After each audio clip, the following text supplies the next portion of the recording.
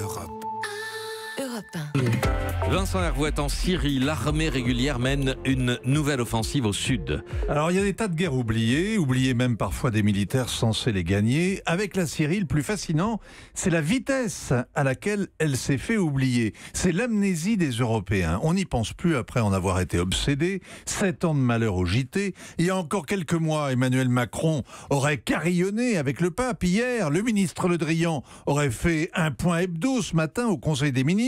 Et le Conseil européen demain aurait raboté quelques vœux pieux en langue de bois. C'est fini, silence de cimetière. Les médias regardent ailleurs, les politiques évitent de se regarder dans la glace, peu de dépêches, plus de reportages, et le flux des vidéos s'est tari dans les agences. Daesh a perdu, Bachar a tenu, affaire classée. Sauf que c'est pas vrai.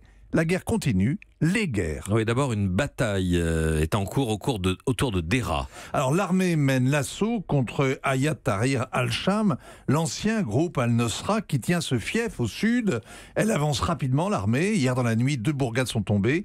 Deraa est désormais assiégée. Et c'est là que la révolte a commencé en 2011. C'est le fief des frères musulmans et le régime ne leur pardonnera jamais, évidemment. On comptait hier 45 000 civils sur les routes.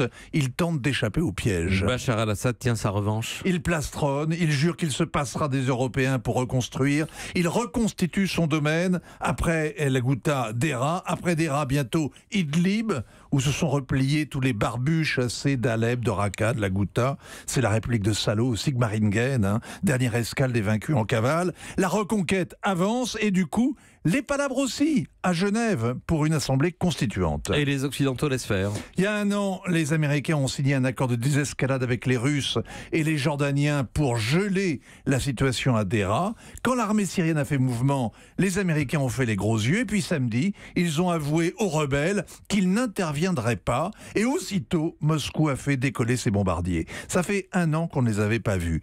Reste un autre acteur capable de brouiller le jeu, Israël, qui campe sur le Golan, comme au balcon, qui surveille ce qui se passe à ses pieds. Pas question que les Iraniens y amènent leur artillerie. Et c'est ainsi que les barbus de Deraa sont armés et soignés par les Israéliens qu'ils détestent et pour lesquels ils vont maintenant se battre jusqu'au dernier.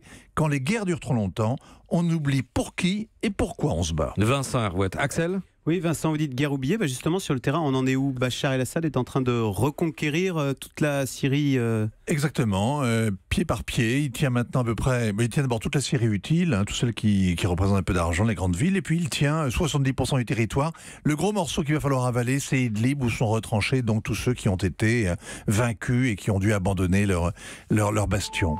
Europe. Europe 1.